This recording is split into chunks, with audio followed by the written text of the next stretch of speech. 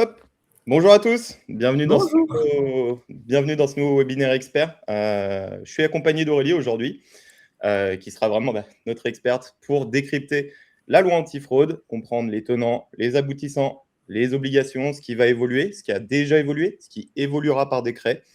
On a 1 heure ensemble, il y a plein de choses à voir. On verra aussi d'ailleurs comment Calliope viendra évoluer en fonction de cette nouvelle loi. Il y a plein de choses qui sont dans le pipe pour tout ça. J'espère que tout le monde va bien. J'espère que vous n'avez pas de soucis de son, de soucis d'image. N'hésitez pas à le mettre dans les commentaires. Aurélie et moi, aujourd'hui, on est accompagnés de Mathéo et Roman qui seront dans les commentaires pour essayer de répondre à un maximum de questions et pour nous les faire remonter aussi si voilà, on perd le fil à un certain moment. Donc voilà, n'hésitez pas, vous avez le chat pour les questions. Et voilà. Comme je viens de le dire, le thème aujourd'hui, loi antifraude du 25 juin 2026, ce qui change pour vous en tant qu'OF, pour vous en tant que CFA, peut-être un petit peu plus pour les CFA, mais attention, il y a quand même pas mal de choses pour les OF. Comme je le disais, c'est avec CaliOF qu'on le présente aujourd'hui. Et on va pouvoir se présenter juste après. Au programme, on va se présenter là dans quelques secondes. On va définir un petit peu de manière macro ce que propose la loi, la philosophie, qui est concerné. On va venir décrypter ensuite article par article. Évidemment, pas tous les articles, mais vraiment ceux qui font référence aux organismes de formation. On va aussi un petit peu discuter d'un plan d'action qui peut être mis en place. Et évidemment, en fin d'échange, vos questions et nos réponses, évidemment. Et on fera aussi des petites pauses pendant chaque article pour rebondir dessus, avoir des questions directes pour chaque article. Pour ma part, je suis Charles Huet, je suis l'un des cofondateurs de Calliope. Donc Calliope, c'est un logiciel de gestion administrative pour les organismes de formation qui vous permet à la fois de générer des documents, d'automatiser toute votre gestion administrative au quotidien, de faire du questionnaire, de la gestion de relance et surtout d'uniformiser, standardiser vos processus quotidiens. Aujourd'hui, on a un petit peu plus de 800 clients qui nous font confiance au quotidien. Et on a démarré cette aventure en 2022, mais on a réellement commencé à commercialiser l'outil en 2023. Et on a été très rapidement accompagné de partenaires, et une en particulier, qui du coup est Aurélie, qui nous a accompagnés pratiquement depuis le début de Calliope et qui est vraiment un élément moteur structurant pour les évolutions de l'application. Aurélie, je te laisse te présenter. Bonjour à tous. Donc, je suis Aurélie et je suis la fondatrice de CaliOF. C'est un cabinet de conseil, mais aussi un organisme de formation qui est dédié uniquement aux acteurs de la formation professionnelle, donc tous les OPAC, Centre de bilan de compétences, Centre VAE, OF et CFA. On les accompagne à travers différentes formules, donc ça peut être des one-shots, mais aussi des accompagnements annuels où en fait on vient les accompagner sur le BPF, sur Calliope, sur justement tous les changements de la réglementation, et on vient mettre à jour avec eux leurs documents et vérifier toute leur conformité, puisqu'aujourd'hui c'est un peu le nerf de la guerre des organismes de formation, et veiller aussi à structurer, sécuriser et développer leur activité. Voilà. Hop! Et ce que je vous propose, c'est qu'on rentre tout de suite dans le vif du sujet. Je te laisse un petit peu introduire la philosophie, Aurélie. Oui, alors c'est une loi qu'on attendait depuis quand même un certain moment, hein, cette loi antifraude. C'est aussi une des raisons pour lesquelles le guide de lecture V10, voire même la V2 de Calliope, ont été repoussés, puisque ça avait été annoncé en mars, puisqu'elle vient en fait, elle va venir structurer la nouvelle V10, qui fera sûrement l'objet d'un autre webinaire. En fait, elle vise vraiment à structurer les organismes de formation et à pouvoir aussi vérifier leur conformité. Voilà, on est vraiment là-dessus. Il y a eu effectivement des débordements et ils ont décidé un petit peu de venir vérifier, contrôler la légitimité et aussi effectivement le fonctionnement des organismes de formation et des CFA, à savoir l'existence réelle d'un organisme de formation ou d'un CFA, voilà, et pas des organismes fantômes. On a aussi cette notion de transparence qui apparaît de plus en plus, à savoir informer le public et surtout l'informer de manière à la fois régulière, mais aussi vraie, c'est-à-dire ce qu'on vend, eh ben, en fait, c'est vraiment ce qu'on fait. On a aussi effectivement la traçabilité. Bon, elle était déjà importante avant, elle vient se renforcer. Donc, ça veut dire qu'il va falloir absolument garder les documents. On verra que ça peut aller jusqu'à 10 ans maintenant. Donc, attention, effectivement, à bien conserver tous les documents que vous pouvez avoir. Et surtout, forcément, si jamais on ne respecte pas la loi et on ne respecte pas la réglementation, les sanctions vont être renforcées. Voilà, voilà. Exactement, exactement et ce que je vous propose, c'est qu'on rentre très rapidement dans le vif du sujet. L'objectif, ça va être de détailler article par article. Globalement, là, on a une petite map de tous les changements qui vont arriver. La notion de locaux pour les CFA, qui a fait un petit peu de bruit, et je pense qu'Aurélie t'en parlera bien mieux que moi. Des nouvelles obligations sur l'information au public, notamment pour les formations certifiantes. On en discutera juste après. La présence aux examens obligatoires pour du financement au CPF, on en rediscutera. Certification, habilitation, comptabilité analytique, passeport prévention. Ça va arriver très bientôt d'ailleurs sur Calliope, la capacité de synchroniser des sessions au passeport prévention. On en parlera quand la fonctionnalité sortira. Gestion des formateurs, neutralité, contrôle et sanctions. À savoir, on va en rediscuter quand on va présenter chaque article.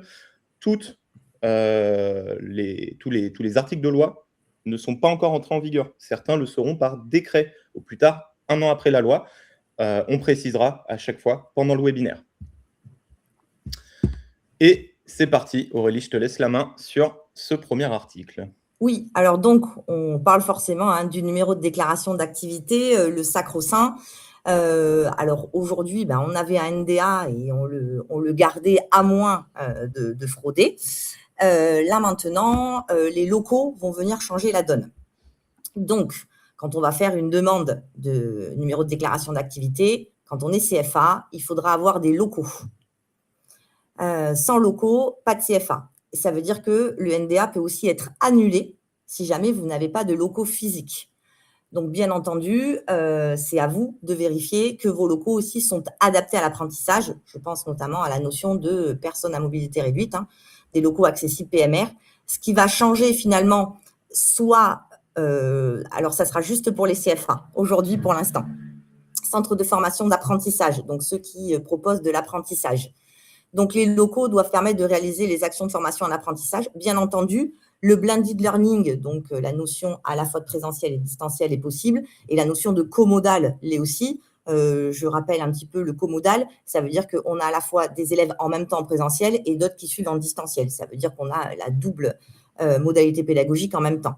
Donc voilà, mais il faudra effectivement avoir des locaux. Donc, ça veut dire forcément chercher des locaux quand on est CFA et qu'on faisait que du distanciel. Ça veut dire, pour ceux qui ont des locaux, de bien vérifier que dans leur bail, il y a bien marqué que vous pouvez faire des formations par apprentissage aux soins de ces locaux.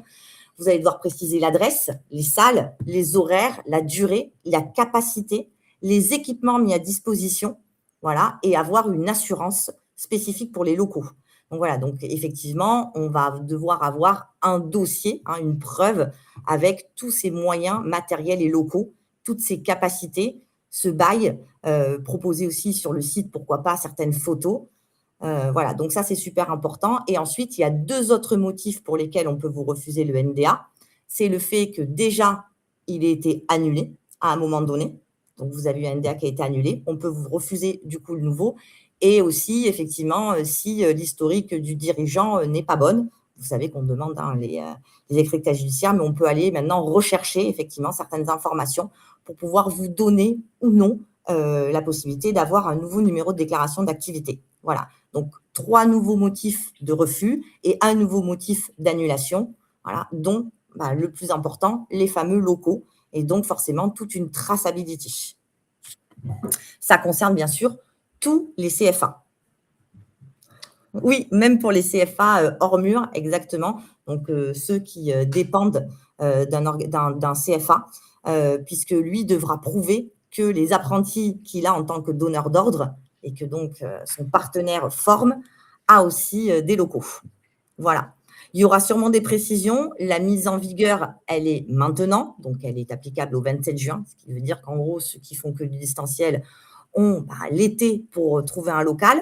Donc, notre conseil, effectivement, c'est de faire rapidement, puisque vous allez être beaucoup sur le marché à chercher des locaux. Voilà, il vous faudra au moins une salle de formation pour pouvoir assurer, effectivement, les formations en présentiel. Ouais, voilà. Donc vraiment, le CFA 100% distanciel, c'est terminé. C'est terminé. Alors, il y aura sûrement des décrets complémentaires parce qu'effectivement, vous avez par exemple la notion de location. Est-ce que peut-être certains CFA qui ont des locaux vont pouvoir prêter ou sous-traiter, sous-louer leurs locaux à d'autres CFA par le biais d'un bail, etc.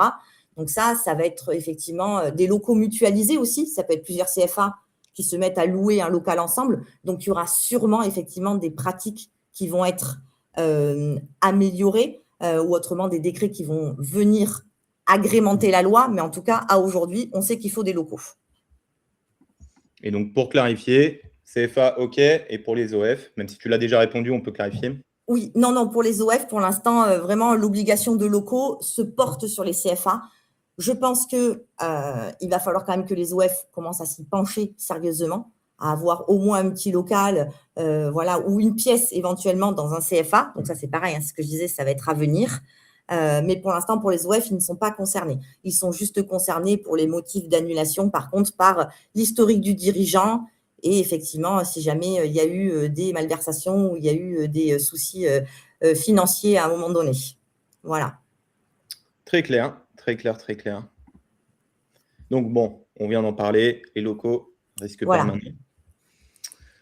Faire très attention, vraiment, j'insiste sur les équipements et surtout les plateaux techniques, puisque effectivement, dans le cadre du CFA, vous avez des CFA qui font de la vente, donc une salle de cours suffit, mais vous avez des CFA qui font de la coiffure, qui font de l'esthétique, qui font de la mécanique auto, de l'électricité, etc.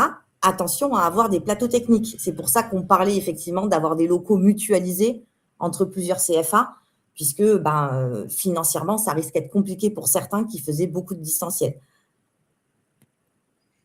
Hop, bonjour Nicole. Hop, bonjour. Et donc, fini la vague formation certifiante. Est-ce que tu peux nous en parler un petit peu plus sur les... Je pense que là, ça va toucher un petit peu les indicateurs 1, 2, 3 du référentiel. Oui, même le 7. Même le 7. Et beaucoup. Donc, avant, on disait, on propose une formation certifiante. D'accord, elle est inscrite au RS, elle est enregistrée au RNCP. On avait quand même commencé à dire qui était le certificateur et à mettre des liens vers les fiches France Compétences. Aujourd'hui, effectivement, il faudra aller un petit peu plus loin. Ça veut dire qu'il va falloir dire quel est votre rôle en tant qu'organisme de formation quand vous avez un partenariat ou que vous êtes habilité à faire des formations qui sont au RS ou au RNCP. Vous êtes soit habilité à former, soit vous êtes habilité à former et évaluer. Dans ces cas-là, il faudra le préciser. Est-ce que je suis uniquement l'organisme formateur ou est-ce que je vais être aussi l'organisme évaluateur? Quelle va être ma notion avec le certificateur? Donc, est-ce que je suis un partenaire? Quelles vont être les dates de partenariat? Et surtout, il va falloir bien tout expliquer. Donc, ça veut dire quelle est la date de début d'enregistrement de cette formation ORS et quelle va être la date de fin, jusqu'à quand je vais pouvoir l'obtenir, puisque vous savez que parfois au RNCP, vous avez des dates de fin d'enregistrement, mais la dernière session, elle a 6 mois de plus, notamment sur tout ce qui est BTS, CAP, Bac Pro. Donc ça, il va falloir venir le spécifier. Il va falloir surtout ajouter, vous, votre relation avec le certificateur. Voilà. Donc, bien entendu, il va falloir le mettre sur le site Internet, il va falloir le mettre sur vos fiches ou vos programmes de formation. Je vous conseille de le rajouter également dans vos conventions ou dans vos contrats de formation pour venir effectivement bien mettre que vous avez partagé l'information tout le temps. Vous pouvez également aussi même le mettre sur votre règlement intérieur en disant pour les candidats qui vont faire des formations certifiantes, notre certificateur, voilà la liste de nos certificateurs. Voilà la liste de nos formations. Nous sommes habilités sur celui-là à former, évaluer, sur celui-là à former. Quelle est la différence? Donc, on est vraiment sur de la transparence complète lorsqu'on est un organisme certificateur. On peut aussi être l'organisme certificateur, d'ailleurs, lorsqu'on a un organisme qui propose des formations certifiantes. Lorsqu'on a un organisme certificateur, on va devoir nous mettre que c'est nous le certificateur, donc que la certification nous appartient. Voilà. Donc ça, bien attention à changer très rapidement, effectivement, vos programmes de formation, puisque l'entrée en vigueur, elle est à aujourd'hui, elle est à hier, puisqu'elle est au 27 juin. Donc, voilà. Donc, aujourd'hui, il faut exactement dire ce qu'on peut faire. Alors, on a une question de Yasmina. Est-ce que les fiches d'agrément du certificateur accessibles sur le site pourraient fonctionner comme le certificat Calliope? Ça veut dire que pensez peut-être à les ajouter sur votre site internet. Donc là, il faudra demander au certificateur ce que lui accepte que vous puissiez transmettre ou pas. Vous, vraiment, c'est aller redonner les informations de France Compétences et donner en fait votre relation avec ce certificateur-là. Vous pouvez mettre un lien, par contre, vers son site internet ou vers sa certification en disant « Retrouvez ici les informations du certificateur ». Le risque étant que, suivant les tarifs que vous proposez, le nombre d'heures, etc., ils finissent par cliquer sur, effectivement, le certificateur qui peut être votre concurrent. Donc, le conseil, c'est plutôt de les renvoyer vers France Compétences, de mettre toutes les informations du certificateur et de mettre toutes les informations que vous avez et surtout, quelle est votre relation avec lui.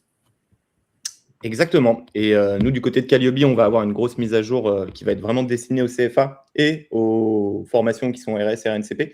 Et donc, nos catalogues publics vont évoluer en ce sens pour pouvoir permettre d'avoir toutes les informations tout le temps publiquement affichées si vous exploitez nos catalogues. Concernant le CPF. Concernant le CPF, alors, il y avait déjà en sous-entendu l'obligation de se présenter à l'examen. Il fallait les accompagner, vous vous rappelez, il fallait leur dire, voilà, attention, vous devrez vous présenter à l'examen, etc. La donne change, le bénéficiaire devient aussi un petit peu responsable de sa présentation ou pas à l'examen. Donc, vous devez quand même bien lui préciser que vous lui avez donné les informations. Je vous conseille d'avoir soit un contrat CPF en plus, avec marqué « Je m'engage à me présenter à l'examen, sauf cas de force majeure », voilà, et à lui faire cocher, à lui faire signer. Attention aussi, quand vous allez, on parle de se présenter à l'examen, mais il y a une autre petite subtilité, c'est qu'il ne pourra plus faire de CPF si jamais il a déjà obtenu une certification. Par exemple, il a fait une certification sur les réseaux sociaux, il va en refaire un chez vous, il ne pourra plus la faire. Donc, vous devez aussi lui demander de s'engager à ne pas avoir suivi d'autres formations certifiantes, ORS ou RNCP, sur la même thématique, sauf pour les langues. Voilà, l'anglais, l'espagnol et toutes les langues, pour l'instant, effectivement, sont épargnées. Quand on sait le niveau qu'on peut avoir sur les langues étrangères et surtout le besoin de se mettre souvent à niveau. Mais effectivement, voilà, ça va être pour la plupart, en tout cas, sauf pour les langues, hein. Effectivement, oui, Laura, on est d'accord. Il va falloir avoir une case à cocher ou autrement une liste d'engagement. Voilà. Et surtout, n'oubliez pas, vous devez lui préciser qu'il faut absolument qu'il se rende à l'examen. Alors, pour l'instant, il est écrit, sauf cas de force majeure. Elles n'ont pas encore été décidées. Ces cas de force majeure, puisqu'on va attendre aussi quand même les décrets du CPF qui vont venir agrémenter cette obligation. Voilà. Donc ça, c'est très, très important, hein. Aujourd'hui, ce n'est pas encore applicable à 100%, puisqu'on attend les décrets du CPF là-dessus. On a deux questions, dont une les deux d'ailleurs sont complètement intéressantes. Même si c'est pour aller plus loin dans la formation niveau avancé, je présume que de toute façon, ce serait un autre bloc de compétences et donc pas le même. Donc j'ai envie de dire que c'est bon. Alors, pour l'instant, on va faire attention, c'est pour ça qu'on va attendre le décret. Là, aujourd'hui, j'aurais tendance à vous dire oui, mais c'est le décret qui va nous dire si c'est le titre de la certification, par exemple formé aux réseaux sociaux, ou qui a écrit réseaux sociaux dedans, on ne pourra plus jamais en faire. Donc là, pour l'instant, on n'a pas encore l'information. C'est pour ça que, c'est ce que je disais, c'est à prendre, alors pas avec des pincettes parce que ça va arriver, mais on va devoir attendre le décret, en tout cas pour le CPF. Et ça va être la même chose, hein, parce que je vois parler de VAE. Effectivement, s'ils passent par le CPF, tout à fait, à partir du moment où ils font financer leur formation sur mon compte formation, ils ont une obligation de se présenter. Donc, après, vous devez juste prouver que vous avez tout fait pour le présenter. C'est lui, par contre, qui aura peut-être son CPF qui sera remis en cause et il devra peut-être payer, lui, de sa poche. Comment ça va se passer? Est-ce que vous allez quand même recevoir les sous du CPF et est-ce que c'est le CPF qui va réclamer? Est-ce que vous devrez attendre que lui vous paye, etc. Pour l'instant, c'est un peu le flou. C'est pour ça on attend vraiment le décret officiel qui va venir. Normalement, c'est d'ici décembre. Voilà, on a eu une petite info de la CDC. Il devrait arriver d'ici décembre. Donc, on a encore un petit peu de temps. Commencez bien à tout préparer, à préparer les nouveaux entrants aussi. Et normalement, voilà, vous allez avoir plusieurs décrets qui vont tomber, qui vont nous expliquer comment nous, en tant qu'OF ou en tant que CFA ou en tant que centre de VAE, même centre de bilan de compétences, on va devoir les accompagner à se présenter à l'examen et quels vont être les motifs pour lesquels ils auront le droit effectivement de ne pas se présenter. Je pense que ce sera les motifs du Code du travail, voilà, arrêt maladie, accident, etc., etc. Mais on aura plus d'informations lorsque le décret va sortir. Vous, vraiment, ce que vous devez faire, c'est recueillir une déclaration en disant « Je n'ai pas suivi cette certification, d'accord, je ne l'ai jamais suivie, ou en tout cas dans la thématique ». Et ensuite, vous devez avoir effectivement une case à cocher ou autrement un engagement en disant qu'il s'engage à se présenter à l'examen. Là, aujourd'hui, c'est à préparer. Tant qu'on n'a pas la version finale, on ne sait pas ce qu'on va devoir mettre exactement dedans. Voilà, juste préparez-vous psychologiquement. Ce que tu dis, c'est préparez-le, mais ne l'exploitez pas immédiatement. Attendez que ce soit sorti pour commencer à exploiter. Oui, tout à fait. Et donc, bon, tu as déjà répondu, mais pour bien clarifier, donc quel impact si la personne ne se présente pas? Tu as déjà répondu. Je peux y répondre. L'impact, normalement, c'est qu'en fait, il ne sera pas financé. Ça veut dire que le CPF, en fait, n'abondera pas. Donc, la question est, dans quel cadre, comment? Est-ce que c'est vous qui devrez faire une facture directement au candidat? Et alors là, avec tous les soucis que ça peut engranger, on le sait tous. Ou alors, est-ce que le CPF vous versera l'argent, la CDC vous versera l'argent et fera une requête auprès du candidat? Je ne sais pas. J'aurais tendance à dire que ce sera à vous de facturer. Et alors là, voilà, ça risque de poser quelques soucis. Mais voilà, pour l'instant, c'est des spéculations, donc je ne veux pas trop rentrer là-dedans. Vraiment, le but, c'est de vous dire ce qui se passe aujourd'hui. Et voilà, aujourd'hui, on attend du coup les décrets de clarification. Hop, parfait. Alors, transmettre les entrées et interruptions. Bon, ça concerne effectivement, là aussi, les formations certifiantes, qu'elles soient au CPF d'ailleurs ou non. Avant, souvent, à part certains certificateurs, on donnait uniquement les personnes qui s'étaient présentées à l'examen ou qui allaient se présenter à l'examen. Maintenant, on va devoir donner toute la liste de tous les stagiaires dès le départ. Et ensuite, dès qu'il y a un abandon, il faudra expliquer qu'il y a eu un abandon et pourquoi il y a eu un abandon.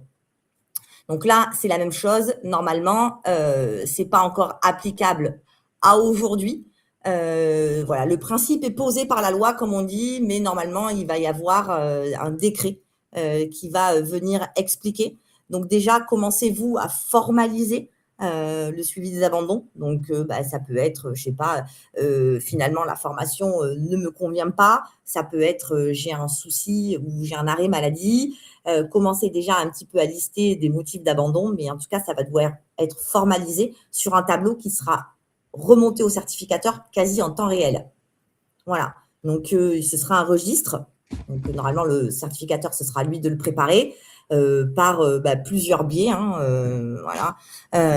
S'il a effectivement une plateforme, sur sa plateforme, ou s'il a un fichier Excel ou un Drive par le biais du fichier Excel ou du Drive. Très clair. Hop, et donc derrière, des obligations de publication des résultats. Bon, ça, c'était assez connu, le référentiel en parlait déjà. C'était effectivement, voilà, c'était plutôt connu, donc c'était publier et transmettre les données des résultats. Alors attention, là on parle de les transmettre même en amont, ça veut dire avant que la personne suive la formation. Donc normalement sur votre site internet, vous avez déjà vos indicateurs de résultats. Voilà, il faudra bien penser à mettre le taux, le nombre de personnes qui ont suivi la formation, mettre la période, la date de mise à jour. Voilà, donc ça c'est très très important. Et voilà, nous, on peut que vous conseiller dans le mail que vous allez envoyer, par exemple, le mail de convocation ou sur votre programme de formation, de remettre encore ces informations-là. Voilà, puisque de toute façon, tout le monde n'a pas de site internet aussi, il faut le dire. Donc voilà, sur le programme de formation, ça peut être bien. Vous mettez un lien aussi, pourquoi pas, qui ramène vers votre site pour ceux qui en ont un. Et sinon, dans le programme, vous explicitez tout. Voilà, on est vraiment sur le taux de présentation, le taux de réussite, le taux d'obtention et le taux d'insertion. Donc ça, ce sont vraiment les 4 indicateurs qui seront obligatoires. Vous pouvez en rajouter d'autres, bien entendu. Le taux de satisfaction, le taux de recommandation, tout ce qui vous fait un petit peu comme KPI de la pub. Mais ceux-là, effectivement, ils seront obligatoires avec la date de mise à jour. C'était déjà un petit peu le cas. Ça sera par décret que ça va être mis en vigueur. Donc voilà, c'est pas à aujourd'hui qu'il faut déjà tout récupérer. Bien que pour les CFA, c'était déjà attendu, notamment sur l'apprentissage. Et pour finalement l'indicateur 3, si on regarde, ça y était déjà quand même un petit peu. Mais là, en fait, on vient ajouter c'est pas que par le biais du site, il faut vraiment l'ajouter voilà, de manière efficace pour que tout le monde puisse le voir, puisque tout le monde ne passe pas par le site pour venir avoir affaire à vous. Donc, à le rajouter dans la convocation, à le rajouter dans le programme de formation que vous envoyez avec la convocation, voilà, ou sur une fiche. Alors, différence entre taux de réussite et taux d'obtention, c'est une très bonne question d'Amandine. Alors, le taux de réussite, c'est le nombre de personnes qui se sont présentées à l'examen et qui l'ont obtenu. Le taux d'obtention, c'est le nombre de personnes qui s'étaient inscrites à l'examen et qui l'ont obtenu. Donc, certains vont s'inscrire mais ne vont pas venir à l'examen. Donc, de facto, ils l'auront raté. Et par contre, vous avez tous ceux qui se présentent à l'examen, c'est le taux de réussite. Le taux d'obtention, c'est combien j'avais d'inscrits au départ, combien j'en ai qui l'ont obtenu. Le taux de réussite, c'est combien se sont présentés à l'examen et combien l'ont obtenu. Ok. Et le taux d'insertion n'est pas forcément connu par l'OF si le candidat ne nous en informe pas. Là-dessus, vous avez quand même des obligations de questionnaire, surtout si vous êtes CFA, de connaître le taux d'insertion. Les enquêtes Insert Jeune, là-dessus, normalement, c'est déjà censé être un petit peu rodé. Oui, alors de toute façon, vous avez effectivement la preuve enfin, vous devez apporter la preuve que vous avez fait la demande une fois, 2 fois, que vous avez fait une relance. Ce que vous pouvez marquer aussi, c'est X répondants sur tant de personnes formées. Comme ça, vous avez effectivement un taux d'insertion qui correspond en fait au nombre de répondants. Vous ne pouvez pas inventer des taux, surtout pas d'ailleurs, quand on parle de justement, ça va faire partie ça aussi des choses qui vont être vérifiées. D'accord? Donc ça, c'est dans le projet de la V10 de Calliope, c'est de pouvoir faire vérifier les informations qu'on annonce. Donc moi, ce que je vous conseille, si effectivement vous avez sur 100 personnes, 20 qui ne répondent pas, vous écrivez 80 répondants sur 100 personnes interrogées. Et donc du coup, vous pouvez mettre votre taux d'insertion qui correspondra aux 80 répondants. Voilà, ça c'est le petit conseil supplémentaire. Et c'est uniquement, oui, Ophélie, je l'ai lu en même temps, c'est effectivement uniquement aujourd'hui pour les formations certifiantes, oui. Bien entendu, on part quand même toujours du principe, en tout cas moi c'est un conseil que je donne à ceux qui font aussi des formations qualifiantes, c'est quand même de se préparer et de suivre au maximum ce qui se passe dans les formations certifiantes. Voilà, on l'a vu, ce qui n'était pas valable hier le devient aujourd'hui. Ce qui est valable pour les CFA le devient pour les OF qui font de la certification. Et puis ensuite, sur les OF qui font de la qualification. Puis ensuite, sur les centres de VAE, sur les centres de bilan de compétences. Donc, notre conseil, effectivement, c'est de donner le maximum d'informations pour ne pas être embêté en cas de contrôle. Hop. Et donc, certificateur et habilité sous contrôle. Voilà, donc ça, effectivement, c'est une petite modification. C'est qu'aujourd'hui, France Compétences va pouvoir contrôler à la fois les certificateurs, mais aussi les organismes habilités à préparer, donc habilités à former ou évaluer, ou habilités à former et évaluer, pour tout ce qui est formation qui sont enregistrées ORS ou RNCP. Donc, en gros, bon, normalement, votre certificateur, il a quand même déjà bien préparé en amont, dans le cadre de la convention de partenariat, tout le déroulé. Mais ce n'est pas que lui qui va pouvoir auditer les organismes habilités à former et évaluer. Ça peut être aussi France Compétences. Pourquoi? Parce que, en fait, lorsque vous êtes un organisme certificateur, vous êtes aussi confronté aux informations que vous donne l'organisme formateur. Et parfois, on le sait, il y a un peu des dérives et sur papier, on ne peut pas tout contrôler. Donc, France Compétences, aujourd'hui, s'octroie le droit d'aller vérifier aussi les partenaires. Voilà. Et surtout, une chose très, très importante, et notamment dans le cadre des formations qui vont être au CPF, l'organisme certificateur va pouvoir contacter la CDC si elle pense qu'il y a une fraude auprès d'un de ses partenaires. Ouais. Et donc après, c'est des contrôles surprises de la CDC, c'est ça? Non, non, même pas. C'est en fait le certificateur qui va contacter la CDC en lui disant, écoutez, nous, on a un partenaire, il nous envoie les documents, mais on a l'impression qu'il y a défaut ou on a l'impression qu'il y a un souci. Et donc, du coup, la CDC peut remonter à France Compétences qui peut venir vérifier sur place ou sur pièce, effectivement, l'organisme habilité à former. Très clair. Donc ça, c'est une petite info qu'on a eue. Donc, c'est pareil, ça devrait être mis en place assez rapidement. On attend aussi le décret. Mais voilà, donc là, effectivement, c'est quand même quelque chose d'important. Ça veut dire que si vous êtes habilité à former et évaluer, il va falloir vraiment être dans les clous. Et si jamais vous avez un souci, il vaut mieux plutôt aller voir votre organisme certificateur pour dire oh, il me manque une pièce ou il me manque un dossier, qu'est-ce que je peux faire, etc. Et prouver votre bonne foi, plutôt que de laisser couler en espérant que tout se passe bien. Voilà. Voilà un petit peu. Hop. Et maintenant, un petit sujet sur la comptabilité analytique des CFA. Est-ce que tu peux clarifier un petit peu ce sujet-là également? Oui, alors, les CFA doivent connaître. Avant, c'était Carrousel. Maintenant, c'est devenu MAP, mon activité apprentissage. Donc, c'est sur France Compétences. Chaque année, il y a une campagne qui généralement commence en mai, finit en juillet, où en fait, le CFA doit fournir sa comptabilité analytique. Donc, attention, elle doit être tenue aujourd'hui par un comptable public ou sinon, vous devez avoir, en tout cas, vous devez avoir une attestation de votre expert comptable ou votre commissaire aux comptes, pour ceux qui ont un commissaire aux comptes. D'accord? Donc, elle doit être la plus précise possible. C'est-à-dire, c'est quoi la comptabilité analytique? C'est la ventilation. Par exemple, j'ai Calliope. Bon, pour l'instant, Calliope ne fait pas du CFA, mais bientôt. Pas. Voilà, donc j'ai Calliope. Et donc, du coup, j'ai par exemple 25 sessions de formation. Je dois mettre le montant que Calliope me coûte, en fait, sur chacune de mes formations. Donc, je dois le ventiler.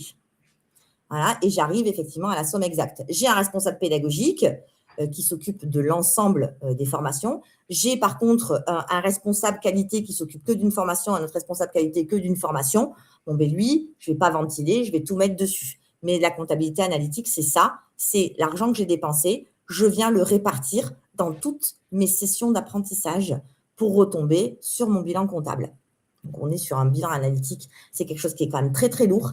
C'est pour ça que généralement, quand un CFA se crée et qu'il y a un expert comptable, nous, par exemple, on prend rendez-vous avec l'expert comptable pour tout vérifier. C'est pour ça qu'il faut que vous listiez toutes vos charges et ensuite le nombre d'élèves que vous avez eu dans chacune des sessions pour arriver à faire une ventilation par pourcentage pour être le plus précis possible. Vous allez avoir des dépenses qui vont être affectées uniquement à un pôle, mais vous allez en avoir, voilà, comme votre logiciel, qui vont être affectés à tous les pôles. Et là, dans ces cas-là, il va falloir ventiler. C'est à vous, effectivement, d'avoir une procédure, d'avoir peut-être des échanges avec votre expert comptable et d'avoir toute la traçabilité. Avant, on y faisait un petit peu confiance. Bon, sachez qu'elle est absolument, obligatoire. C'est dans l'article du Code du travail. Là, maintenant, elle va être obligatoire et elle va être en plus vérifiée. Est-ce que dans la V10 de Calliope, elle ne sera pas aussi ajoutée au BPF? Vous savez, quand vous faites vos demandes d'audit, pourquoi pas? Voilà, cette ventilation qui permettra effectivement aussi de venir voir un petit peu ce qui se passe dans votre CFA. Donc, bien entendu, quand on parle de comptabilité analytique, on parle de ce qu'on achète, mais aussi de ce qu'on vend. Donc, ça veut dire que si, par exemple, vous avez 10 élèves qui font… oui, pareil pour les ventes. J'en profite pour rebondir. Génial. Donc oui, effectivement, Bastien, si vous avez des titres pro employés de vente, ils vous ont rapporté tant. Si vous avez des BTS comptabilité gestion, ils vous ont apporté tant. Donc vous mettez vos ventes et en face, vous mettez les dépenses pour votre BTS compta gestion et pour votre titre pro. Ça vous permettra aussi d'avoir une marge, de savoir combien ça vous a rapporté telle ou telle formation. Mais voilà, au-delà de l'obligation, essayez aussi de le voir comme une manière de piloter votre CFA. Vu que c'est lourd, il faut lui trouver quand même à cette comptabilité analytique des avantages. Et l'avantage, effectivement, pour vous, ça va être, par exemple, quand vous faites votre conseil de perfectionnement, de dire, voilà la marge qu'on fait sur tel titre pro, voilà la marge qu'on fait sur tel BTS. Bien entendu, c'est la comptabilité analytique est obligatoire uniquement pour les CFA. On la retrouve sur le site de France Compétences. On tape CFA apprentissage et on voit MAP, comptabilité analytique. On clique dessus. On reçoit généralement un mail quand on est CFA et qu'on a son UAI, un mail de campagne. Et donc, du coup, on a de mai, au moment du bilan comptable, jusqu'à juillet pour venir effectivement la remplir. Ne l'oubliez surtout pas, elle était déjà obligatoire. C'est un risque d'amende. Donc, et là, maintenant, effectivement, on va demander vraiment comment vous avez réparti, comment vous avez ventilé vos dépenses. Notamment sur la partie communication, puisque vous savez que vous communiquez voilà, par le biais de vos réseaux sociaux, par le biais de votre site internet, etc.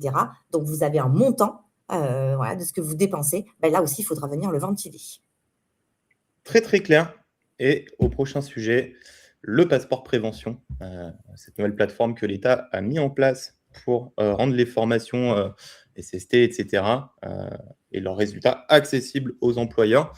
Est-ce que tu peux nous en parler un petit peu plus? Oui, alors c'est surtout pour les formations qui concernent tout ce qui est santé et sécurité. Donc voilà, bon, ils le connaissent puisqu'il a déjà été mis en place il y a quelques temps. Donc là maintenant, effectivement, attention, quand vous avez un sous-traitant, il doit aussi transmettre des informations nécessaires.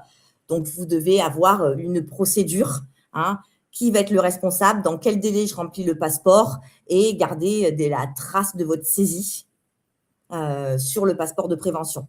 Attention, surtout si vous faites du SST, équipier de première intervention, gestes et postures, tous les métiers autour de la santé et de la sécurité au travail. Et surtout, si vous avez des sous-traitants, n'oubliez pas de remplir, de venir rajouter une clause dans votre contrat de sous-traitance pour dire qu'il va vous transmettre toutes les informations nécessaires, voire même qu'il va vous aider à remplir le passeport de prévention. Ça, c'est vous qui déciderez. Mais oui, faites-y très, très attention. Et là, ça concerne toutes les formations qualifiantes, certifiantes, diplômantes.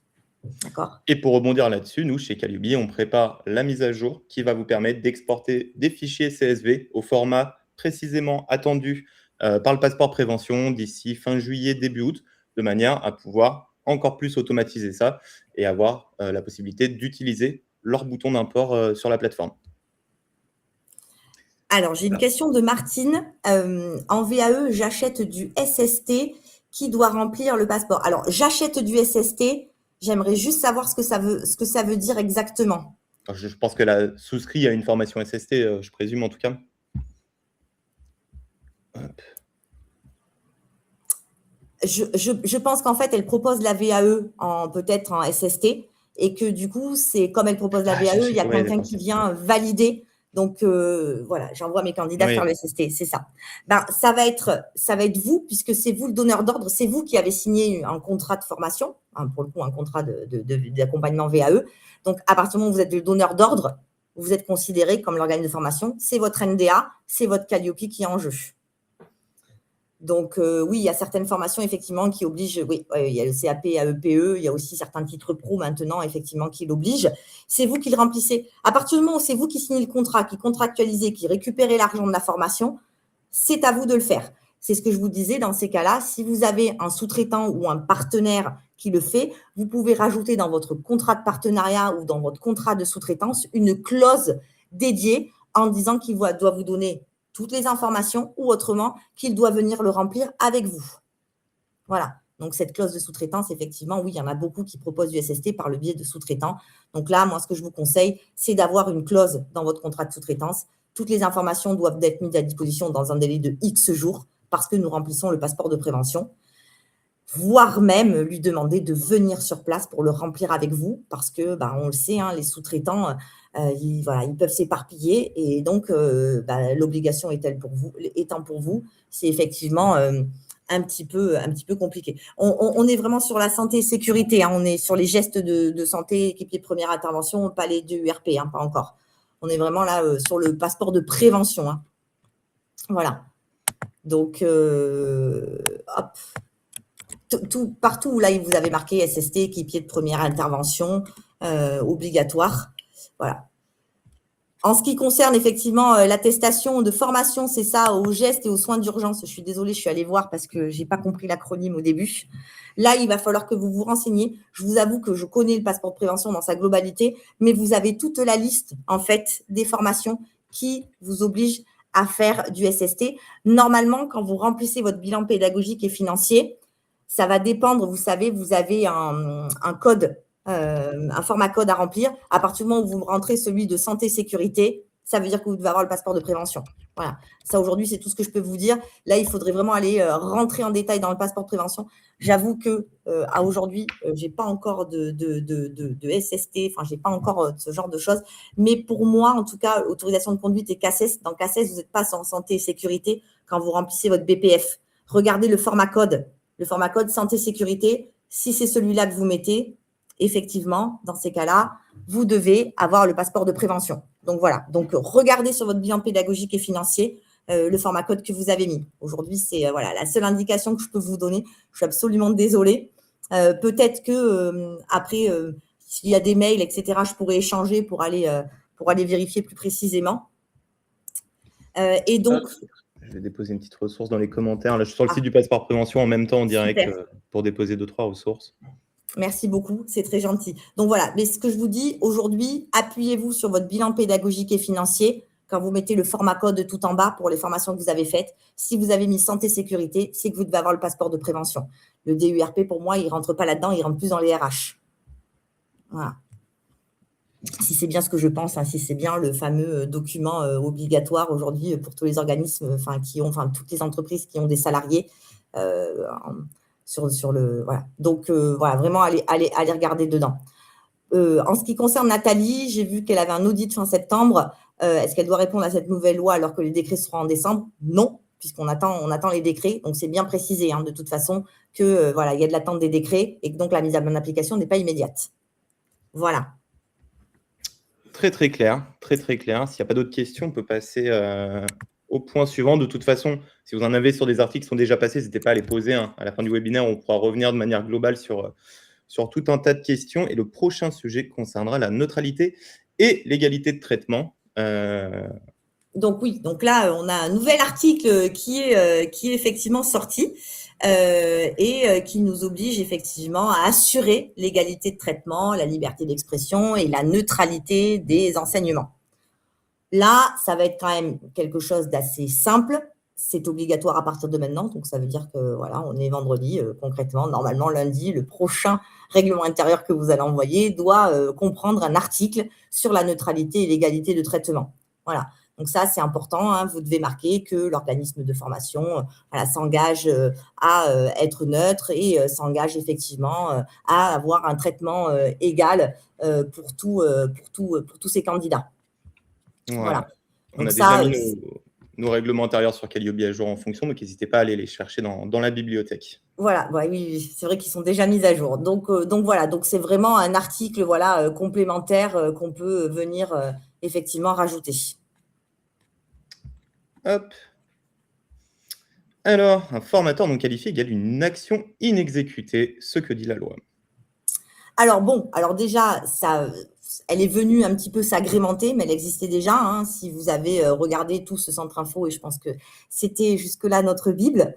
Donc voilà, il y a eu une décision de justice qui a été prise il n'y a pas longtemps, 22 000 € à rembourser par l'organisme de formation, puisque le formateur n'avait pas pour eux les qualifications adéquates pour pouvoir enseigner et former les candidats.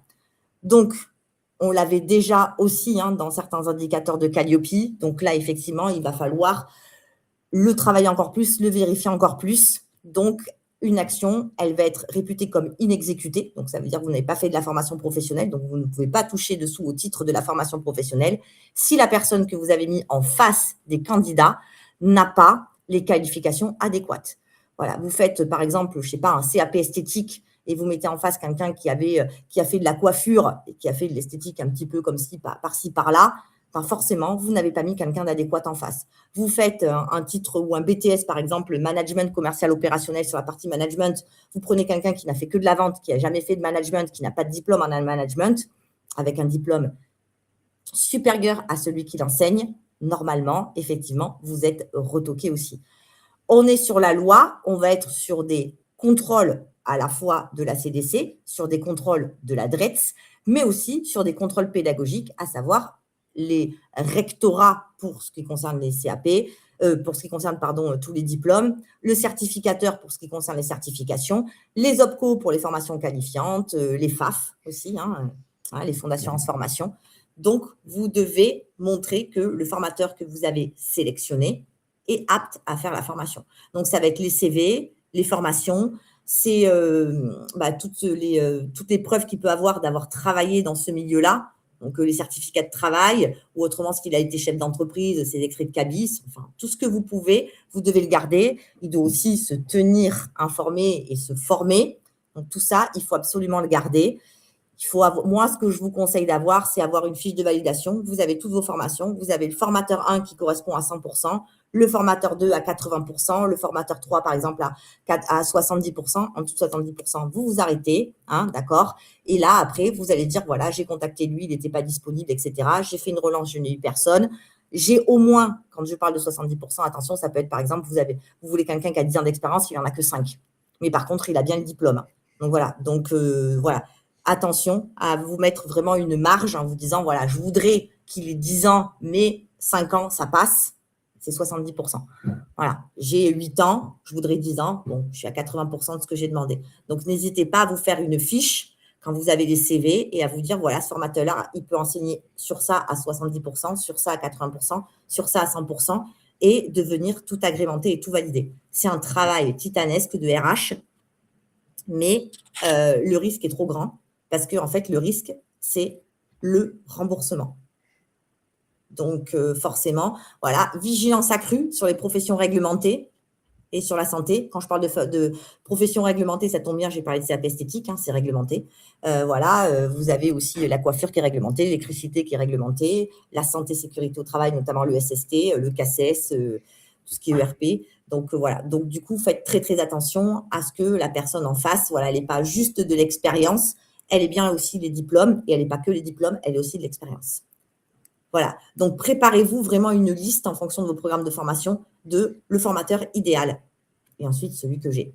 Et il y a des choses qui doivent être rédhibitoires. Voilà. Donc, ça, c'est très, très important. Oh, la classique. Oui. Je suis désolée. Alors, c'est à chaque fois, quand je passe sur LinkedIn, etc., et qu'on dit oui, mais pas forcément et tout, le formateur, attention, le formateur indépendant, celui avec qui vous signez un contrat de sous-traitance, doit obligatoirement avoir le NDA. Il y a une petite subtilité. Pour avoir le NDA, il faut avoir fait une formation. Voilà. Donc, il peut servir de vous pour obtenir le NDA. Vous mettez NDA en cours.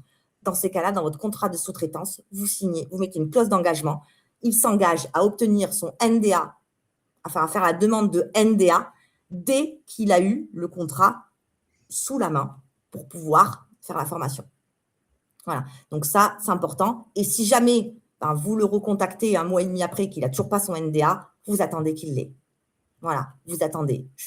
Oui, surtout oui, parce que c'est pareil. S'il n'a pas le NDA, ce n'est pas de la formation professionnelle et donc vous pouvez rembourser. Et toutes les dépenses que vous avez faites pour ce formateur, puisque vous l'avez payé, en fait, le Trésor public peut vous demander le remboursement. Enfin, en tout cas, il peut vous dire que ça ne compte pas comme une dépense justifiée. Et donc, du coup, vous aurez dû payer des impôts dessus puisque ça ne rentre pas dans vos charges acceptées. Voilà. La double peine. C'est double peine, quoi. Donc, vraiment, j'insiste là-dessus. Le NDA, dès que quelqu'un a un SIRET et qui fait une formation chez vous, il a le NDA. Même s'il intervient juste une journée, etc., c'est le NDA. Si jamais que vous voulez le faire intervenir, dans ces cas-là, il peut venir en tant que bénévole, il est accompagné par un formateur qui, lui, a le NDA et il vient en tant que intervenant complémentaire pour venir ajouter des petites choses. Mais c'est surtout pas lui qui fait la continuité pédagogique. Voilà, ce n'est pas lui le responsable pédagogique de sa formation au moment où il est en face des élèves. Voilà, donc ça, vraiment, j'insiste là-dessus. C'était obligatoire depuis très longtemps. On est encore dans le doute. Je vois encore passer des choses. Vraiment, j'insiste. Si vous allez, le site de Centrafo est encore disponible. Vous allez voir le nombre de décisions de justice qui ont eu lieu à cause de ça. C'est quand même assez impressionnant. Donc, les organismes de formation, certains, ils ont vraiment, quand ils ont pris la double peine, ils n'ont pas compris. Hein. Ça veut dire qu'ils ont dû rembourser les OPCO. Et ensuite, ils ont le Trésor public qui est venu en disant « Coucou, alors, ce n'était pas vraiment des charges. Donc, du coup, ça compte dans votre chiffre d'affaires. Hop. Donc, maintenant, dans vos bénéfices, hop. Donc, du coup, je vais venir remettre mes impôts à jour, quoi. Voire même, s'ils poussent le bouchon, ils vous mettent aussi une amende. Donc là, on est sur la triple peine, carrément. Donc voilà, donc vraiment important. Votre formateur, il doit avoir le NDA. Si c'est quelqu'un qui a un super profil qui n'a pas le NDA, il doit s'engager à l'avoir. Et vous savez, il fait la demande et il a sur le site internet, enfin sur le site de FP Connect, pardon, il y a marqué en cours de saisie ou en cours de demande, en attente de validation. Il vous fait une capture d'écran, il vous l'envoie, vous la gardez. Délai 2 mois, si au bout de 2 mois, il n'a pas obtenu, vous lui dites, attendez, où est-ce que ça en est? Voilà. Soit il ne vous répondra pas parce que il n'a pas obtenu, et dans ces cas-là, vous arrêtez de travailler avec lui, soit il l'a eu et c'est bon, on est parti. Voilà.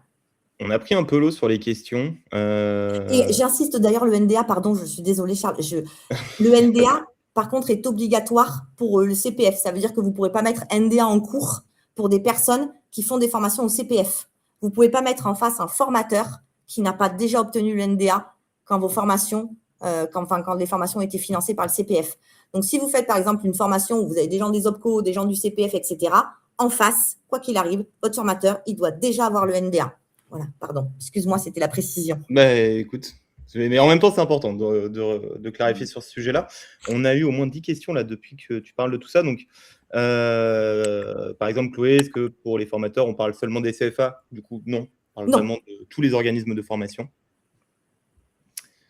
Et une question d'Amandine qui a été recitée un petit peu plus tard, donc sans oublier les compétences de formateur. Justifier d'une formation de formateur, est-ce que du coup, c'est aussi ta lecture, Aurélie? Alors, pour l'instant, en tout cas, c'est pas écrit noir sur blanc. Donc, on en est toujours là. Attention, c'est pareil, au niveau pour l'instant, du guide de lecture Védis qui est en préparation, on a entendu parler effectivement au moins des des formateurs qui font du distanciel. Ils doivent avoir une formation en disant qu'ils sont aptes à faire des formations en distanciel, donc ils connaissent les outils et qui peuvent faire de la pédagogie en distanciel. Pour l'instant, c'est dans les tuyaux, mais ce n'est pas officiel. J'en parle vite fait, comme ça permettra à certains de réfléchir à certaines choses. Bien entendu, on vous conseille quand même, aujourd'hui, ce n'est pas demandé, je vous le dis. Voilà, j'ai encore fait un contrôle d'un CFA il n'y a pas longtemps où c'est déplacé le rectorat. Ils ont demandé les titres et les diplômes et l'expérience professionnelle et pas encore de formation de formateur, qu'elle soit certifiante, qualifiante, longue ou courte. Donc, pour l'instant, non. Moi, je vous conseille quand même, vous, en interne, de former vos salariés et de demander, par contre, aux formateurs indépendants de suivre quelques modules de formation. Voilà. C'est quand même, effectivement, pour moi, une base. On peut être un très bon professionnel et pas un bon formateur, mais là, je ne vous apprends rien à tous, j'imagine. Donc, voilà, au moins savoir lire un référentiel pour ceux qui font des formations certifiantes. Au moins savoir animer un cours et savoir préparer une progression pédagogique, une structure, un séquençage de ce qu'on va faire, savoir faire des évaluations diagnostiques, des évaluations formatives et des évaluations sommatives, notamment en fin de module, et comprendre aussi un petit peu les exigences de Calliope, avec toutes les obligations réglementaires. Moi, je vous conseille quand même un minimum de leur demander, en tout cas les sous-traitants, puisque vous n'avez pas obligation de les former, puisque forcément, ils sont chefs d'entreprise, donc c'est à eux de se former, mais de leur demander de suivre. Voilà, vous avez des formations certifiantes qui sont super bien faites, vous avez des formations qualifiantes aussi qui sont super bien faites. Voilà, vous avez des formations courtes, vous avez des formations longues. Donc aujourd'hui, comme il n'y a pas d'obligation, ça va être à lui de choisir ce qu'il veut, ce qu'il préfère. Vous aussi, pouvez avoir des obligations en vous disant non, moi je veux qu'il ait un titre FPA, sinon je ne le prends pas. Ça, c'est vous qui décidez. Mais aujourd'hui, il n'y a pas d'obligation. Très, très clair. Très, très clair, très, très clair. Toujours dans la même veine, mais il va falloir qu'on accélère un tout petit peu sur les questions. Il reste plus beaucoup de slides, mais quand même un tout petit peu. Par exemple, comment on justifierait les compétences d'un formateur qui forme sur notre logiciel interne? Il doit avoir lui-même suivi une formation sur le logiciel interne. C'est ce que j'allais... Oui. Voilà, donc ça, c'est clair, voire même s'il connaît d'autres logiciels, voilà. Et puis, si par exemple, suivant le logiciel que vous utilisez, si un logiciel RH, qu'il ait des compétences en RH, si c'est un logiciel comptable, qu'il ait des compétences en comptabilité, parce qu'au-delà du logiciel, il y a aussi la logique métier. Donc, la logique métier doit être respectée. Voilà, donc ça, c'est ce que je dirais. Je vais juste répondre à Nathalie. Si on signe un CDD d'usage, c'est ce que je disais, le NDA n'est obligatoire que pour le formateur qui a son propre SIRET. Donc, si vous signez un CDD, il est forcément de facto sous votre SIRET à vous. Et donc, du coup, c'est le NDA de l'organisme de formation qui est valable. Et celui qui est co-animateur à titre bénévole, non, il ne doit pas signer les feuilles d'émargement. Bien entendu que non. Après, vous pouvez mettre qui sera présent sur votre programme pour faire joli, parce que c'est super d'avoir, par exemple, un vrai professionnel qui vient. Mais voilà, vous pouvez le défrayer. Mais attention aussi, pareil, dans les charges, dans la ventilation. Ça, c'est à voir avec votre expert comptable comment vous pouvez faire. Par contre, vous ne pourrez pas le faire au titre de la formation professionnelle. Voilà, voilà. Donc, pour juste aussi répondre à Rodolphe, pourquoi le NDA n'est pas dans les critères Calliope? Parce que le NDA, c'est un prérequis à la certification Calliope. Bam bam, Heidi, donc Chloé a répondu à Heidi. J'ai 3 sous-traitants qui font partie d'une coopérative qui a un NDA, un seul SIRET qui est Calliope sous-traitant Oui, parce que travail. c'est une coopérative. Ils sont salariés de la coopérative. Donc, en fait, vous sous-traitez à la coopérative. Vous ne sous-traitez pas aux sous-traitants, entre guillemets. Attention, on appelle ça de la sous-traitance en cascade. C'est interdit, par exemple, après, quoique non, parce qu'ils sont salariés. Donc, non, j'ai rien dit, pardon, excusez-moi. Ils sont en fait un petit peu salariés de la coopérative puisqu'ils signent un contrat avec elle. Donc, oubliez-moi. Voilà. Donc oui, effectivement, oui, ça c'est possible. Dans ces cas-là, ils ont effectivement un NDA et c'est le NDA pour les mêmes de la coopérative. Essayez d'avoir quand même, vous contractualisez pas avec lui, donc que dans votre contrat de sous-traitance, vous dites le formateur qui interviendra est bien salarié chez vous, rajoutez-le surtout, hein, et salarié chez vous ou salarié de votre coopérative ou dépend de votre coopérative et donc intervient sous votre SIRET et sous votre NDA, rajoutez-le. Ça vous permettra d'asseoir votre contrat de sous-traitance avec la coopérative. Et alors, j'ai une question d'Ophélie qui m'interroge aussi. Si on prend un sous-traitant pour faire de la formation, mais qu'il n'a pas de SIRET, il a besoin d'un NDA? Non, vous ne pouvez juste pas le prendre. Il n'a pas de SIRET, donc ce n'est pas possible. Vous pouvez le prendre, mais en tant que salarié. Voilà. Un sous-traitant sans SIRET, ce n'est absolument pas possible. Vous ne pouvez pas, puisque vous ne pouvez pas justifier en fait votre dépense, puisque vous allez donner de l'argent à quelqu'un qui n'a pas d'entreprise, donc qui ne va pas cotiser. Donc, autant vous dire que les URSSAF, ils vont arriver, ils vont dire, ouh là là, c'est du salariat déguisé, puisque vous signez un contrat de sous-traitance avec un particulier, ce n'est pas possible. Il n'y a pas de cotisation, puisque du coup, il n'est pas salarié. Donc, du coup, vous ne payez pas, vous ne remontez pas les informations, donc vous ne payez pas de cotisation. Et lui, du coup, il ne va pas déclarer ce qu'il a touché, donc il ne touche pas d'argent. Autant vous dire que là, on est carrément vraiment sur de l'illégalité la plus totale. Voilà. Hop, on arrive bientôt à la fin. Il nous reste trois grosses slides et les petites Je vais essayer d'avancer très très vite. J'espère que jusque-là tout va bien et je vois qu'il y a plein de questions. Donc j'espère que vraiment on est hyper opérationnel. J'espère qu'on est vraiment, on répond vraiment à vos attentes. Donc il va y avoir effectivement incessamment sous peu. Donc la même chose. Hein, ça va être pour l'instant la loi est appliquée. Elle n'est pas applicable, pardon. Elle est posée, mais on attend le décret. On peut avoir des contrôles sous identité d'emprunt. Ça veut dire quoi? Qu'il va y avoir des agents qui vont pouvoir s'inscrire à votre formation, voir la suivre et vérifier que vous êtes conforme. Ça veut dire, sur mon site internet, je vends telle chose avec tel type de formateur à tel prix. Je dis qu'il va y avoir tel type d'évaluation. Et en face, j'ai quelqu'un qui vient vérifier que tout ce que je vends, je le fais réellement. Donc, attention à vos scripts commerciaux. Voilà, attention à tout ce que vous allez mettre dans vos CGV, dans votre règlement intérieur, dans tout. Pourquoi? Parce que lui, il va venir tout vérifier. Et bien entendu, aujourd'hui, alors, on ne sait pas encore comment ça va se passer. Est-ce qu'il va s'inscrire, parce que s'il suit la formation, est-ce qu'il va la payer? Voilà. Est-ce qu'il va s'inscrire et la suivre ou juste s'inscrire, récupérer les pièces et vérifier? Donc, c'est pour ça on attend le décret. Comment ça va se passer dans la pratique? On ne sait pas encore, mais il va y avoir des contrôles sous identité d'emprunt. Je pense que tout le monde ne sera pas contrôlé. Je pense que ça va être surtout quand il va y avoir des choses qui vont paraître un peu bizarres sur vos sites internet, etc.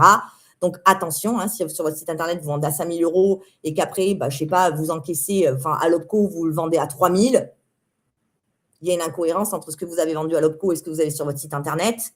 J'en profite pour rappeler que, attention, si vous vendez quelque chose à 3 000 €, au CPF, ça doit être aussi à 3 000 €. Vous n'avez pas le droit d'augmenter le tarif sous prétexte qu'il va utiliser l'argent public.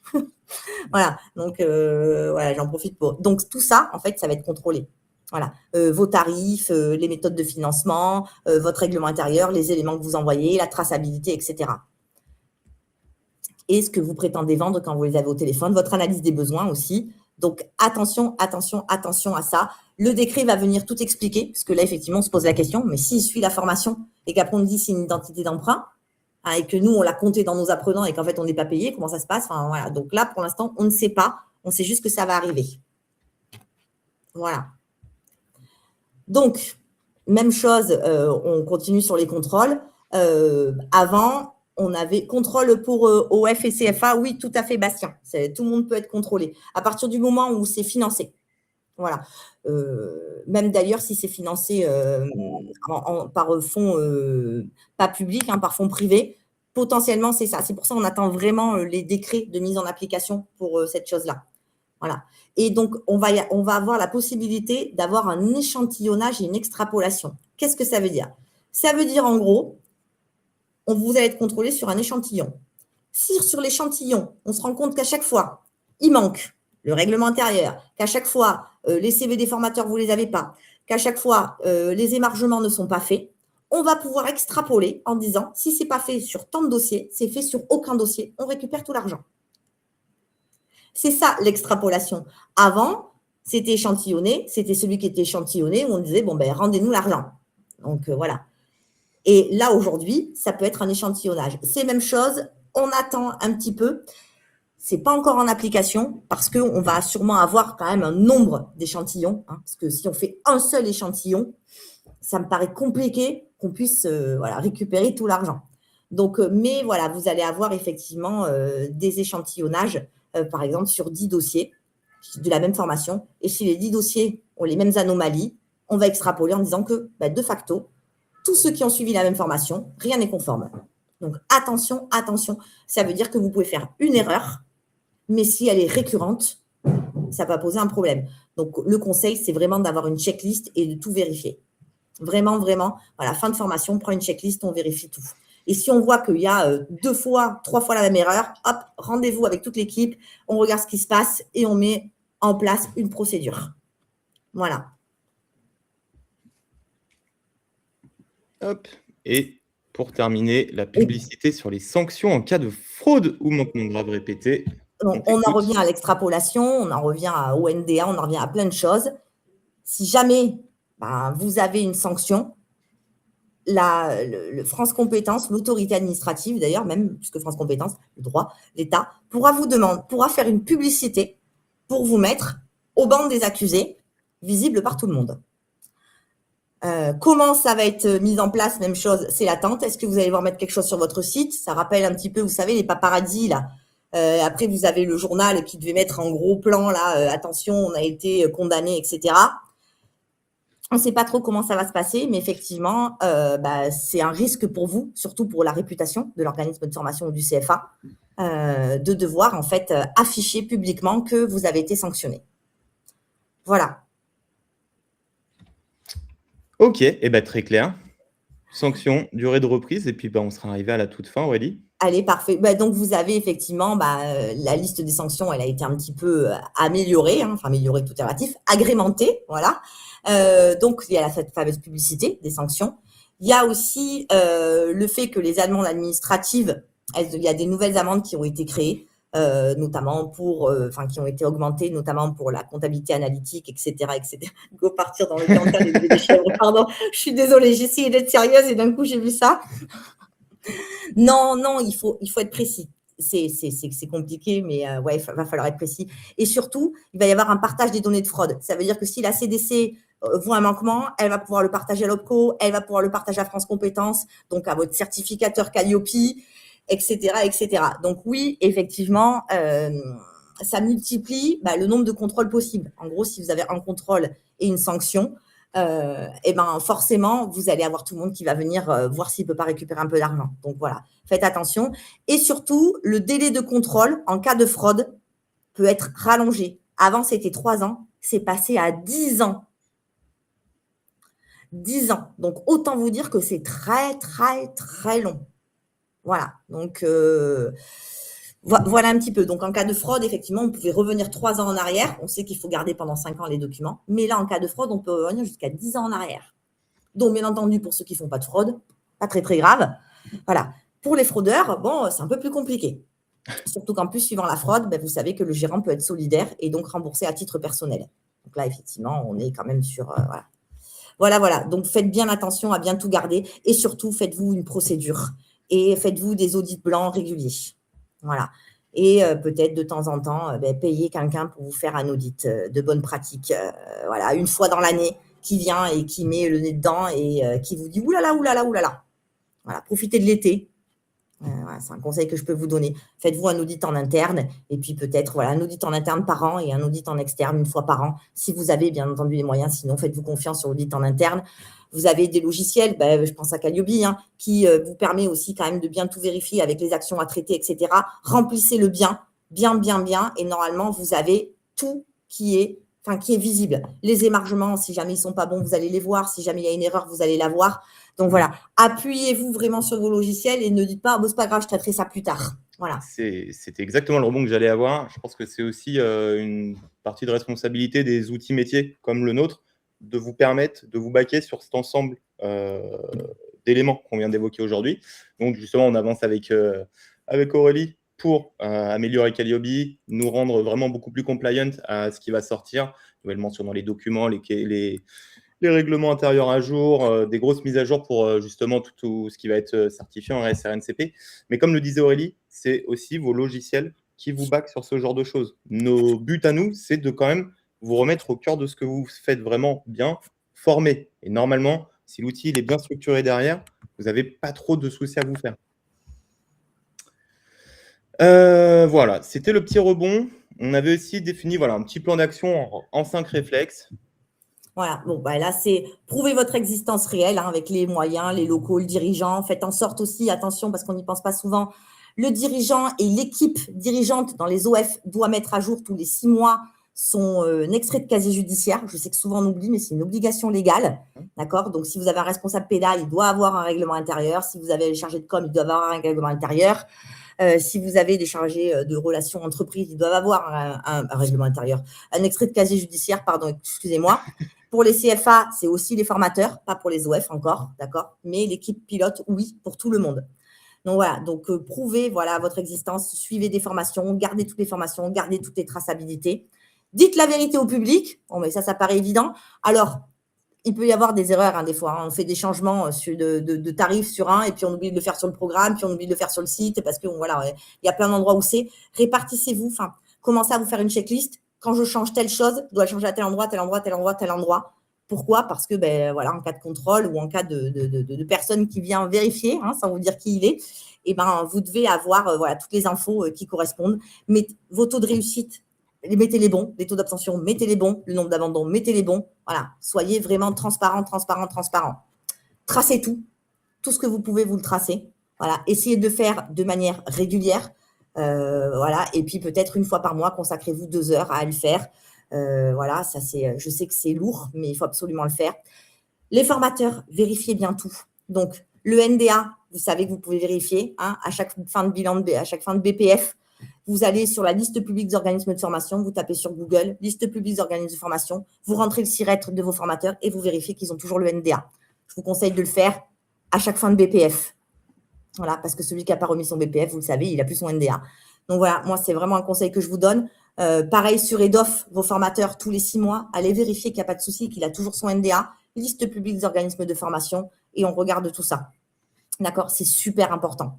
Voilà, donc, et ensuite, organisez vos preuves. Faites-vous des audits en interne, et puis faites-vous une arborescence qui soit pratique. J'ai vu qu'il y en avait qui avaient des arborescences en fonction des indicateurs Calliope, etc. Non, faites-vous quelque chose de logique, parce que Calliope, c'est des audits, mais les contrôles, c'est encore autre chose. Donc, ne faites pas tout en fonction de Calliope, vraiment, faites-le en fonction de votre organisation et vous saurez ce que vous retrouverez, à quel endroit vous l'aurez au moment où vous ferez l'audit Calliope. Calliope, c'est bien vérifier votre système. Donc, ne construisez pas votre système autour de Calliope. Voilà. Eh bien, écoute, je pense qu'on a à peu près tout dit. Évidemment, on peut faire un petit outro justement sur comment des outils comme Calliope, ou Calliope d'ailleurs lui-même, peut vous aider. J'ai déjà un petit peu dit avant, mais c'est de la documentation toujours à jour, un point unique de tenue à jour de l'information. Dans Calliope, vous avez votre catalogue de formation. Si je change mon public visé, si je change mon prix, si je change machin, mes futurs programmes générés ont les infos, mon catalogue public est reflété directement à jour, etc., etc. Je réduis justement les sources dont Aurélie parlait tout à l'heure en ayant un point unique de tenue de l'information. Ça, c'est vraiment la chose la plus importante que je pourrais ressortir à la fin de ce webinaire à propos d'outils comme le nôtre. Et voilà, vraiment, outillez-vous. Je pense qu'on est arrivé à un moment où ça peut encore fonctionner à la main, mais au fur et à mesure des plus et des plus qui vont vous arriver, ce sera de plus en plus délicat aussi de pouvoir tout suivre en autonomie sans outils. Et voilà, nous, notre rôle, justement, c'est de vous permettre de toujours être au poil sur ce genre de sujet. Et de ne pas oublier de choses aussi. Moi, j'ai aussi pris Calliope. Hein, je l'ai d'ailleurs pour mon organisme de formation et je le propose à tous mes clients. Pourquoi? Parce qu'il y a beaucoup de choses qui sont automatisées. Ça veut dire qu'au départ, quand on crée sa formation, on dit voilà, 40 jours avant, je veux envoyer tel document, 20 jours avant, je veux envoyer tel document, je veux qu'il soit signé. Et en fait, quand vous créez votre session, vous mettez les dates, de facto, il dit OK, 40 jours avant, j'envoie ça, 20 jours avant, j'envoie ça. Donc, on n'a plus besoin de penser à cliquer sur le bouton envoyer. On n'a plus qu'à vérifier et on a le petit rappel. Ah, vous avez demandé une signature à 10 jours. Ben, en fait, elle n'est toujours pas faite. Est-ce que vous voulez relancer? Donc, en fait, c'est vrai que des outils comme ça, pour moi, c'est des indispensables, surtout quand on est responsable pédagogique ou directeur d'un organisme de formation. Ça permet, en fait, d'être sûr que tout est fait. Voilà. Et ça, c'est important. Et on voit tout ce qui n'a pas été fait. Et il y a pas de, il y a de l'humain, mais l'humain est consacré vraiment à la qualité et pas aux tâches répétitives administratives. Voilà, donc c'est aussi pour ça que voilà, moi je suis une fan de Calliope, mais bon, Charles le sait, et que voilà, j'adore travailler avec eux. Et puis surtout, en plus, bah, si vous voulez faire des choses, il y a voilà, un panel d'idées, et il y a toujours des évolutions. Et puis en plus, c'est un logiciel qui n'est pas cher, donc ça faut le dire. Vous êtes quand même sur le marché, voilà, plutôt bien positionné. Donc voilà, donc vous avez de l'essai, donc allez-y, allez voir. Et franchement, c'est de bonnes choses. Puis en plus, on travaille vraiment sur la réglementation et sur la conformité. Ça veut dire que les documents sont mis à jour très, très rapidement dès qu'il y a une nouvelle loi qui sort. Exactement. Bah, c'est l'un de nos arguments, finalement. Hop, hop. Je suis en train de préparer un petit lien que je vais vous mettre aussi dans le petit mail post-webinaire pour que vous puissiez avoir accès au support de présentation qu'on a préparé aujourd'hui. Je mets ça tout de suite. Hop. Et puis, bah voilà, je pense qu'on aura fait à peu près le tour du sujet. Ouais, on espère qu'on a été très clair et que vous n'avez pas eu voilà, un webinaire où vous n'avez pas eu d'informations et que vraiment, là, vous partez en disant « Ok, il y a plein de choses que j'ai compris et je sais où je vais ». C'était vraiment le but de ce webinaire. Il était, j'espère, très pratico-pratique. Voilà. Voilà. Et puis, de toute façon, bah, nous, chez Calliope, on est dispo, que ce soit voilà, en rendez-vous. On a souvent, même tout le temps, à cœur de rencontrer nos clients, les gens avec qui on discute en visio. Donc, n'hésitez pas à venir nous solliciter, découvrir l'application, etc. Mais n'hésitez pas à découvrir beaucoup plus en profondeur l'expertise en termes d'ingénierie de la formation d'Aurélie, parce que vraiment, tout ce qu'elle a présenté aujourd'hui, c'est la face immergée de l'iceberg de toutes ses capacités. Il y a plein d'autres choses à venir apprendre avec elle. Voilà tout. Merci à tous. Hop, hop. Bah écoutez, je vous remercie tous d'être venus pour ce webinaire aujourd'hui. On a un tout petit peu dépassé de l'heure, mais je pense que c'était nécessaire pour pouvoir voilà, bien traiter le sujet en profondeur. J'espère que ça vous a plu, mais ça a l'air d'être le cas. Merci à toi, Aurélie. T'as vraiment, Merci, Charles, de l'invitation. Bah, c'est normal. T'as vraiment fait une très belle présentation. Je pense que ça a aidé tout le monde. Et bah, comme je disais, on reste dispo. Et à très très vite sur Calliope ou chez Calliope. Au revoir. Au revoir.